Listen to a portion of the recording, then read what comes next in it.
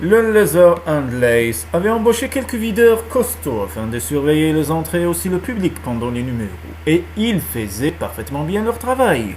Surtout le plus grand, Bernie, dont l'énorme stature dissimulait un homme au cœur d'or et plein d'humour. Cependant, Nick ne faisait techniquement pas partie de leur équipe. Son emploi impliquait bien plus que chasser des clients saouls ou intervenir dans une bagarre. Il était là pour que personne ne porte une main sur les danseuses, et surtout Rose. Les videurs étaient ses renforts. Il avait coutume de déambuler pendant les numéros, parfois dans la salle, parfois en coulisses ou encore au sous-sol. Il gardait profil bas, étudiant sans cesse la foule du regard, cherchant à déceler le premier signe de trouble. Ce soir, il se planta près de la scène, dans un coin obscur. Il n'aurait su dire pourquoi. Il ne pensait pas que l'un des spectateurs du premier rang aurait l'idée de bondir pour attraper une danseuse ou Rose. C'était arrivé, soit, mais généralement pas avant les derniers numéros, tard dans la soirée, quand les clients avaient un peu trop bu, et qu'ils avaient oublié la masse musculaire des videurs. Ce soir, il était près de la scène parce qu'il voulait la voir. Il y avait eu quelque chose tout à l'heure qui le titillait encore. D'accord, elle le rendait fou par bien des aspects, mais cela n'avait rien eu à voir avec son pouvoir de séduction ou ses propres réactions physiques à elle. C'était autre chose, quelque chose qu'il ne parvenait pas à définir. Depuis l'instant où ils avaient échangé quelques mots, devant sa loge, une petite voix lui soufflait qu'il ne voyait pas quelque chose, qu'il n'avait pas décelé une vérité. Il s'était repassé toute la conversation, réfléchissant en moindre mot, se demandant ce qui avait bien pu lui sembler différent, s'il excluait le fait qu'elle avait joué les petites malignes quant à ses recommandations sécuritaires, il ne s'était pas affronté. Mais alors, pourquoi être si tendu? Bonne question. Il était tendu comme une corde de violon, la mâchoire serrée, les poings de même. Son cœur n'avait pas son rythme normal, comme si l'adrénaline avait imprégné son corps. Quand ils la présentèrent, quelque chose imprégna vraiment son corps, la conscience de sa proximité, peut-être aussi de l'adrénaline. Elle ne le repéra pas en commençant son numéro, et d'où il était, il avait un point de vue imprenable sur le moindre de ses mouvements. Elle se servit du mât ce soir, l'utilisant pour démontrer sa souplesse et sa force, pas pour inviter chaque spectateur à imaginer que c'était encore lui qu'elle ondulait autour de lui, qu'elle enroulait ses fabuleuses jambes. Il se tendit encore plus, puis repoussa son accès de jalousie. Ce qu'elle faisait ne le regardait pas, ni dans sa vie professionnelle, ni dans sa vie privée. Elle avait commencé à enlever ses pétales à présent, il voltait sur la scène, et un le fit très près de Nick. Sans savoir pourquoi, il avança et le saisit. Que cela ait été pour le lui rendre ou pour le garder en souvenir, il n'aurait su le dire. Et il le fourra dans sa poche et continua à regarder. D'aussi près, il peut apprécier la taille fine, une taille faite pour ses mains, les jambes souples, faites pour s'enrouler autour de ses hanches, les doigts fins, qu'il imagina dans ses cheveux, une gorge délicate, propice au baiser, les seins ronds pour refermer ses mains dessus, et quand elle enleva les 2 derniers pétales, sa bouche voulut se refermer sur ses mamelons sombres. Tout en elle était familier à ses yeux et aussi à son corps. Il sut l'effet que ça lui ferait de la goûter, de la caresser, d'entendre ses gémissements de plaisir. De l'entendre, sa voix, cette voix, ce corps, oh mon Dieu! Murmura-t-il, sûr d'avoir perdu l'esprit, mais incapable de repousser cette pensée. Car alors qu'il regardait la danseuse s'éclipser derrière le rideau après son numéro, il vit un visage derrière le masque, un visage qu'il voyait en rêve chaque nuit, celui d'Isa. Non, impossible, marmonna-t-il en reculant. Il heurta le mur derrière lui et se pencha, main sur les genoux, tête baissée. Il inspira plusieurs fois profondément et repensa à tout ce qu'il savait sur Isa Natal et aussi sur la Rose écarlate. Elle avait suivi des cours de danse dans son enfance, se rappelait-il. Elle était partie pour New York afin de devenir artiste. Sur scène, avait-elle dit, sans préciser qu'elle avait été comédienne. Seigneur! Avait-elle été stripteaseuse dans un grand club de Manhattan? Et quand elle avait dû revenir à la suite de l'infarctus de son père, avait-elle repris sa profession ici, en portant un masque afin qu'on ne la reconnaisse pas? Leur corps était si semblable, comment avait-il pu ne pas le voir avant? Mais aussi, il n'avait vu le corps d'Isa nu que 2 jours plus tôt, et il n'aurait jamais pu deviner qu'elle avait les jambes longues et souples d'une danseuse, et que ses hanches étaient assez pleines pour provoquer une érection juste en imaginant pouvoir poser ses mains dessus, que ses seins étaient hauts et ronds. Elle avait beaucoup caché derrière ce tablier, tant qu'il n'avait pas fait le rapprochement entre elle et la Rose. Même taille, même carrure, presque même teinte de cheveux, même si ceux de Rose, plus lents, devaient résulter d'un postiche. Maintenant, elle comprenait tout, et pourtant cela lui semblait encore impossible. Incroyable que la gentille petite Isa, la petite sœur de Gloria, la gamine qui avait atterri sur les gâteaux pour l'amour de Dieu, soit la femme qui rendait fou de désir tous les hommes de Chicago, y compris lui, surtout lui. En cet instant, il comprit que c'était la vérité. Il avait réagi à Rose et à Isa exactement de la même manière dès l'instant où il les avait vus pour la première fois, par un désir absolu, irrépressible, instinctif.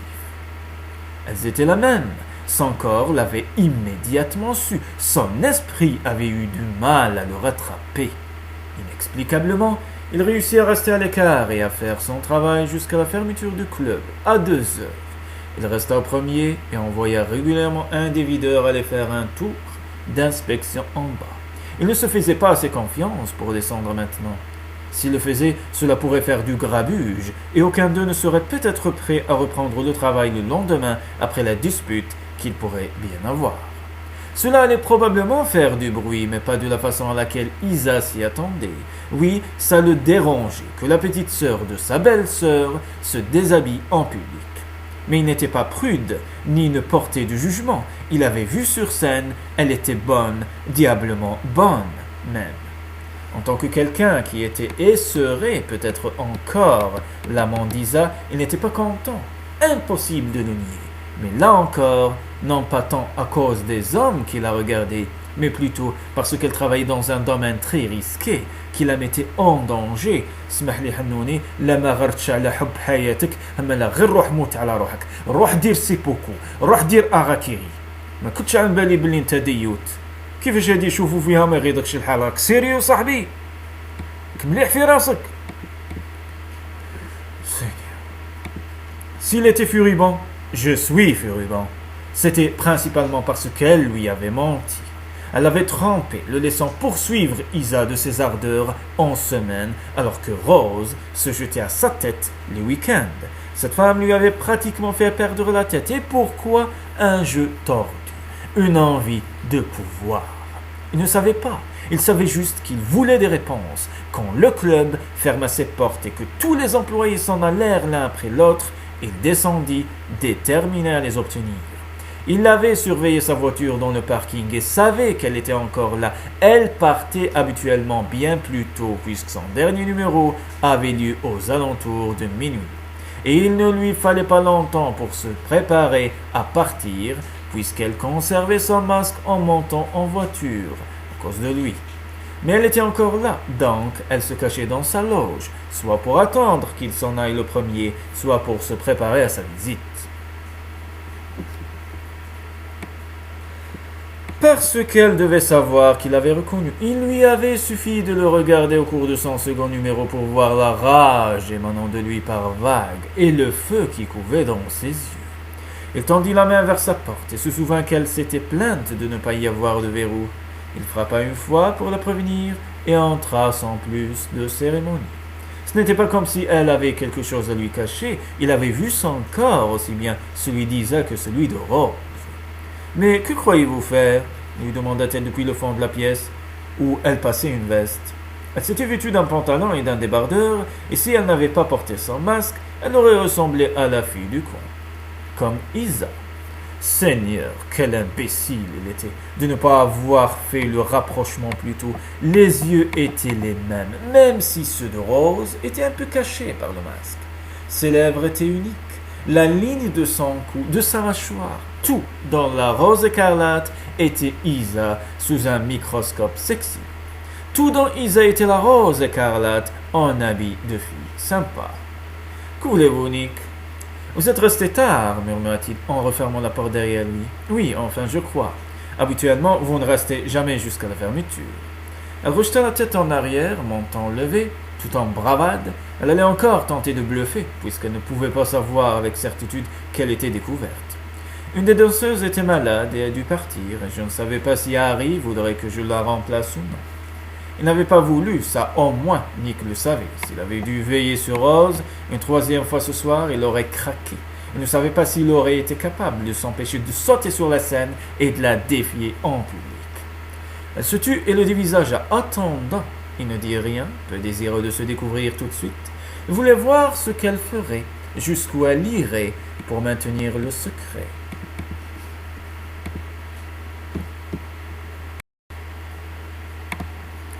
Cela le tuait qu'elle ne lui fasse pas confiance. Il comprenait pourquoi elle avait voulu danser derrière ce masque dès le début. Les parents natals n'auraient pas apprécié s'ils avaient su. Il pouvait même comprendre pourquoi elle avait gardé le silence les 2 premières fois où il avait travaillé ici, avant de savoir qu'elle pouvait se fier à lui. Mais à présent, il était son amant. Elle lui avait fait confiance, avec son corps, elle aurait dû lui confier son secret. « Eh bien, dit-elle, je crois qu'il est l'heure de partir. »« Si tôt ?» murmura-t-il en croisant les bras et en s'appuyant contre la porte, lui bloquant l'issue. « Mais c'est la première fois qu'on est seul depuis un bon moment. » Elle se lécha nerveusement la lèvre. Elle sentit presque le geste sur sa propre lèvre et dut s'obliger à garder son calme. « Il est tard, je sais. Le club est presque désert et il se pourrait bien que nous soyons les derniers ici, » répondit-il. En l'observant attentivement, il la vit déglutir alors que cette vérité se faisait jour en elle. Ils étaient quasiment seuls dans ce grand bâtiment. Personne n'entendrait si elle voulait appeler à l'aide. Comme s'il allait jamais la brutaliser. Il préférerait encore se couper un bras. Mais cela ne voulait pas dire non plus qu'il n'avait pas envie de la tourmenter un peu, dans la mesure du possible. Elle était nerveuse, elle tremblait légèrement, et il comprit pourquoi. Il pourrait la défier tout de suite et la sortir de cet état d'anxiété, mais quelque chose le poussa à la titiller encore.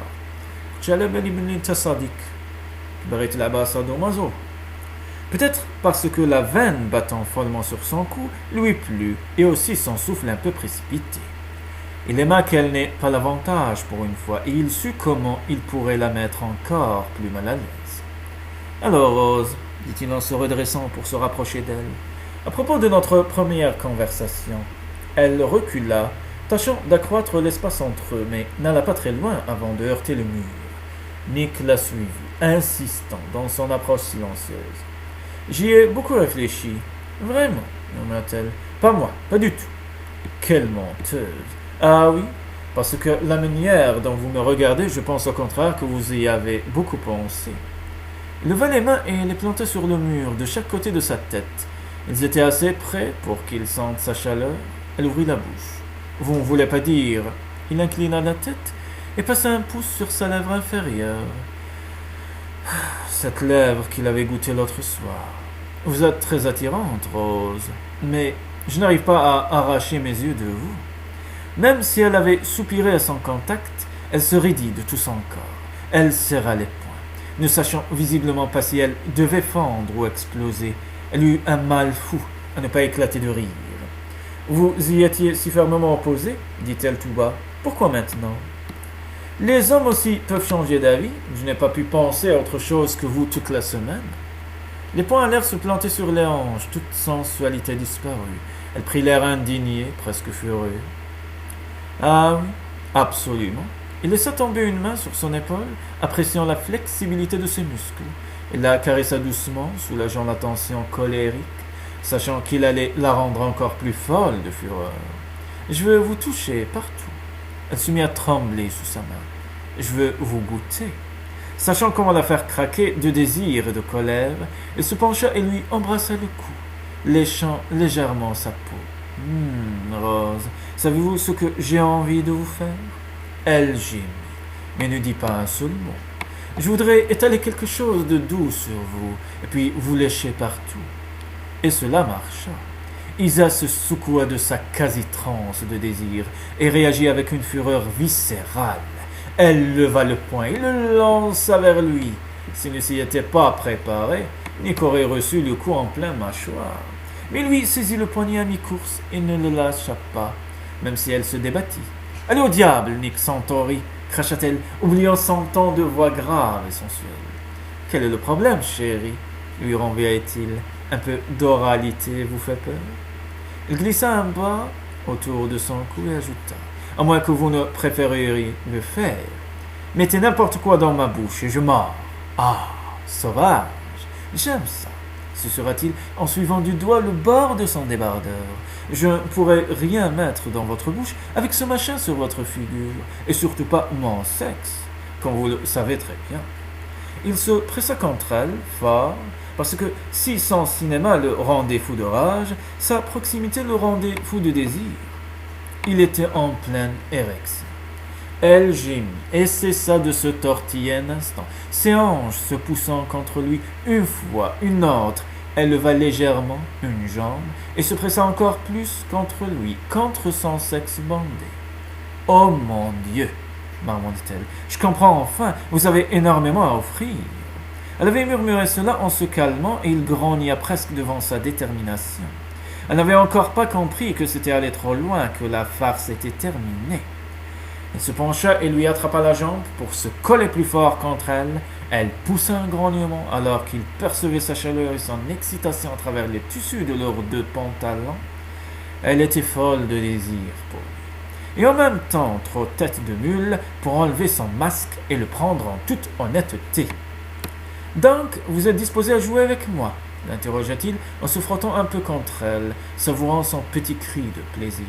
« J'ai horreur d'être manipulée, dit-elle entre ses dents. Mais le ton de sa voix, le battement sur sa gorge, faisait de cette déclaration un mensonge. Elle aimait ça, beaucoup. Mais si, dit-il, en lui mordant un peu la lèvre. Elle voulut faire non de la tête, mais il l'embrassa, adorant la texture soyeuse de sa bouche, autant qu'il détestait le grattement du masque contre sa joue. Ce masque qui lui fit brutalement retrouver la raison. Il ne voulait pas la femme masquée, il voulait la vraie. Et il en eut assez. Assez de mensonges, assez de la tourmenter. Il laissa donc retomber sa jambe. « Je crois que nous avons fini. » Il se laissa aller contre le mur choqué. « Pardon ?» Il ne fut pas facile à Nick de reculer, de cesser de la toucher, mais il le fit. « J'ai changé d'avis. » Il lui tourna le dos et fit un pas vers la porte. Alors il l'entendit murmurer. « Espèce de salaud, tu sais ?» Il mit la main sur la poignée, la regarda par-dessus son épaule et planta ses yeux dans les siens. « Oui, Isa, je sais. » Puis il sortit. Pour la première fois depuis presque 3 mois qu'elle travaillait au Laser and Lace, Isa appela le dimanche soir pour dire qu'elle était malade. Elle eut beau se traiter de lâche une dizaine de fois, cela ne changea rien à son état. Elle ne pouvait lui faire face, pas après leur entrevue de la veille au soir. Sa colère avait été indéniable, sa vengeance compréhensible, mais cela avait été sa douleur, cette tristesse quand il l'avait regardée par-dessus son épaule avant de partir, qui lui avait fait le plus mal. Il avait poursuivi de ses assiduités pendant des semaines avant de finalement arriver à ses fins l'autre soir dans la camionnette. Il avait été parfaitement honnête quant à ce qu'il traversait avec sa famille, sa vie, son attirance pour elle. Elle, en revanche, lui mentait depuis le tout début. Elle avait menti quant à son travail secret, quant à ses sentiments pour lui. Elle avait aussi menti quant à ses vraies aspirations. Bon sang. Elle s'était même menti elle-même sur les 2 derniers points. Elle avait nié ses sentiments pour lui alors qu'ils existaient depuis toujours ou presque, et elle avait prétendu qu'elle ne mourrait pas de désir pour lui alors que ce même désir la rongeait à longueur de journée. Même ses parents avaient deviné que ça n'allait pas quand elle était allée les voir dans la journée de dimanche. Elle avait pourtant tenté de sourire, surtout avec son père qui se portait de mieux en mieux, mais sa mère n'avait pas été dupe. Elle avait interrogé sur ce qui clochait. Elle s'était dérobée et avait prétendu que tout allait bien. Encore un mensonge à ajouter à la liste. Elle devenait douée et elle se détestait de l'être devenue. « Bien fait pour toi », se dit-elle, assise dans la boulangerie vide quelques soirées plus tard. C'était son heure de tranquillité après le départ du personnel, mais avant l'arrivée des aides pour les livraisons et la cuisine, elle dégustait un cappuccino non seulement recouvert de crème fraîche, mais aussi de caramel, bien calorique. Isa, l'appela une voix de femme. Elle pivota sur son tabouret et découvrit Bridget, qui venait d'entrer par la porte de service. « Salut, marmonna-t-elle. J'ai essayé d'appeler plusieurs fois. D'habitude, je ne décroche pas après la fermeture. Je parlais de ton portable, dit Bridget en rembruni. Éteins, dit-elle en soufflant sur sa tasse. Il y en a encore si tu en veux. Bridget jeta un regard d'envie à sa tasse, à la crème dessus, et se mit au travail. Elle garda le silence en le faisant, mais Isa remarqua les coups d'œil préoccupés que lui jetait sa cousine à la dérobée. Quand Bridget eut terminé et saupoudré son café d'une pincée de cannelle, elle prit un tabouret et s'installa face à Isa. « Tu as une tête épouvantable, à croire que tu n'as pas fermé l'œil de la nuit. »« Eh bien, merci, mais c'est vrai, je n'ai pas dormi. » Mais comment expliquer à sa cousine ce qu'elle avait fait? Comment lui dire qu'elle détestait l'expression déçue que Nick avait eue sur le visage lorsqu'il l'avait quitté, et qu'elle détestait plus encore l'image d'elle qu'il lui renvoyait? Elle se sentait minable. D'accord, elle avait de bonnes raisons de dissimuler son identité au commun des mortels, mais une fois qu'elle avait laissé Nick lui faire l'amour, elle aurait dû tomber le masque. « Tu veux en parler ?» demanda Bridget. Isa secoua la tête. Ce n'était pas qu'elle ne lui faisait pas confiance pour garder son secret, ou qu'elle ait craint de la choquer. En vérité, cela ne lui semblait pas juste pour Bridget de lui parler de son problème. Pas alors que Nick avait été le premier à comprendre ce qu'elle faisait de ses samedis et dimanches soirs. Elle voulait lui parler à lui. Elle le voulait, lui, point.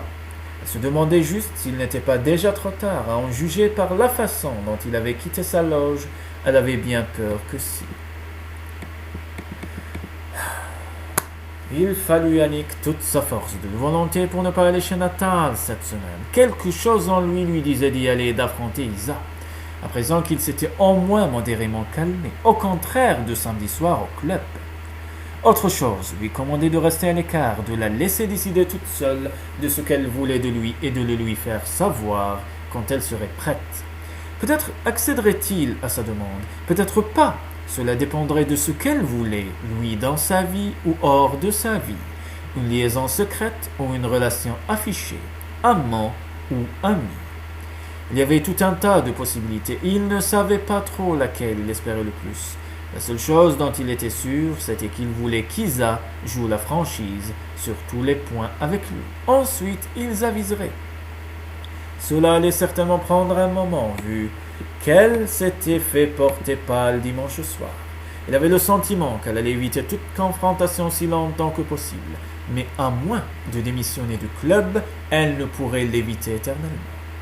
Démissionner du club?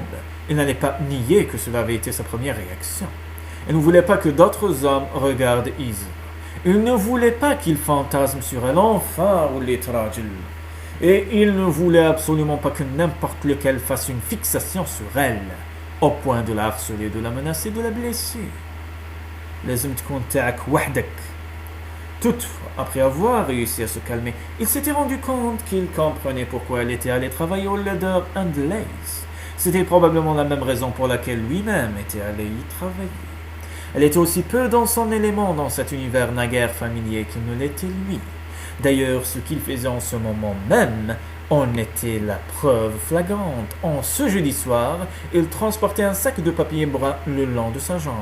En approchant de son immeuble, il fouilla les environs des yeux dans l'espoir de ne pas tomber sur ses parents ou un de leurs vieux amis qui s'empresseraient d'aller immédiatement le dénoncer.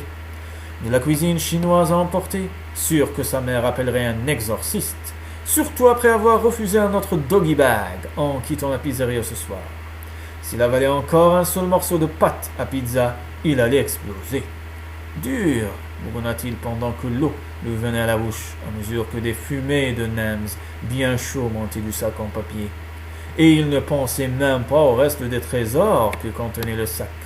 Le porc au caramel et le riz sauté. Il avait acheté assez pour nourrir un régiment, et il allait avoir des restes pour toute la semaine. À moins, bien sûr, qu'il ait de la compagnie inattendue pour dîner. Féminine de préférence, Par exemple, la femme qui était devant sa porte, la main levée pour y frapper. Et Isa, marmonna-t-il, aussitôt qu'il sortit de la cabine d'ascenseur en se demandant non seulement comment elle était entrée dans l'immeuble, mais aussi comment elle avait trouvé où il vivait. Une femme déterminée, دايما توصل للوش تحب. اديها ما عندي صاحبي. Elle fit demi-tour, le regard brillant. يلا مر ما تزيدينيش. Elle n'avait pas encore frappé. Autrement dit, elle ne s'était encore pas vraiment préparée à affronter. Il la prenait au dépourvu. Il tâcha de rester normal, de ne pas remarquer la façon dont son corps se mouvait dans cet ensemble mini-jupe et débardeur. Autant tâcher de ne pas remarquer un tremblement de terre de force 6 sur l'échelle de Richter. Elle était trop belle pour être ignorée. Alors qu'il se dévisageait toujours, il murmura « Salut !»« Salut !» répondit-elle. Normalement, du coup, là, « Ciao, cara !» Mais bon, de borosque. Il ne dit rien d'autre dans l'immédiat, assez longtemps pour qu'il remarque les cernes bruns sous ses yeux et la pâleur de ses joues.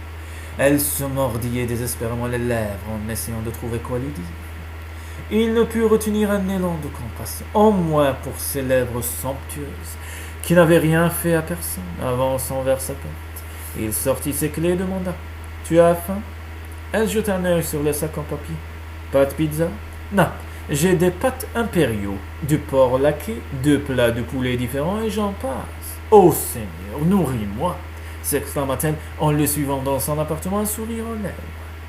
Une fois entrée, elle jeta son sac sur le canapé, un meuble immense qui occupait presque tout le salon du minuscule appartement. L'exiguïté ne le dérangeait pas, c'était même le paradis comparé au baraquement qu'il avait dû partager avec 20 autres gars.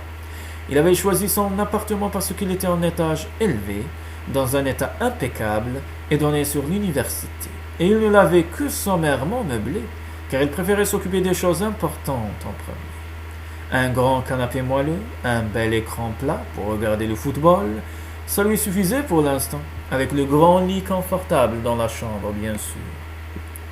Une onde de chaleur le traversa la pensée de ce lit.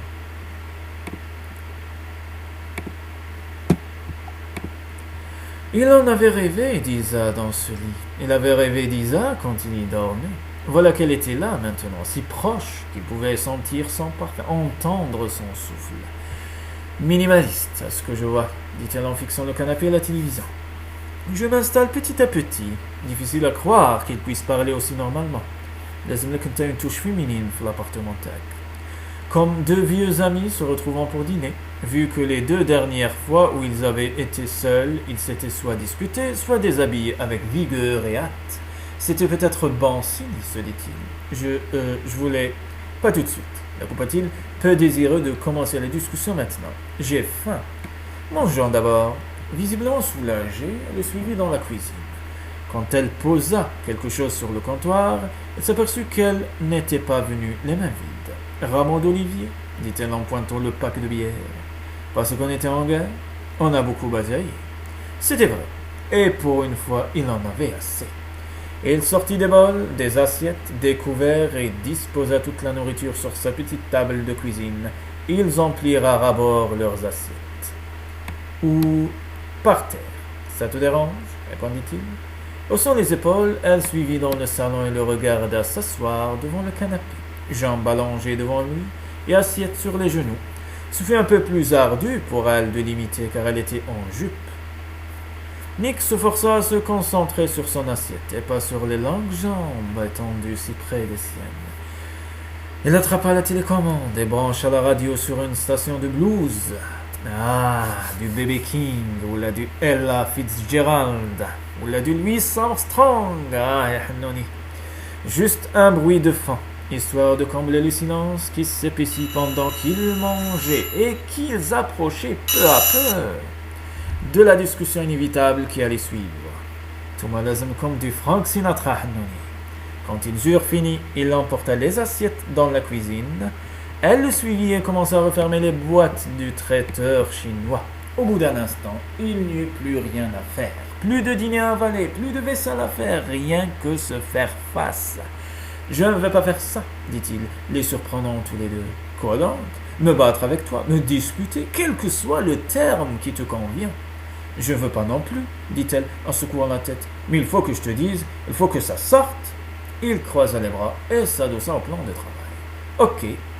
Elle ferma les yeux, puis parla très vite. Je suis désolé d'avoir été malhonnête avec toi quant au fait que j'étais la rose écarlate.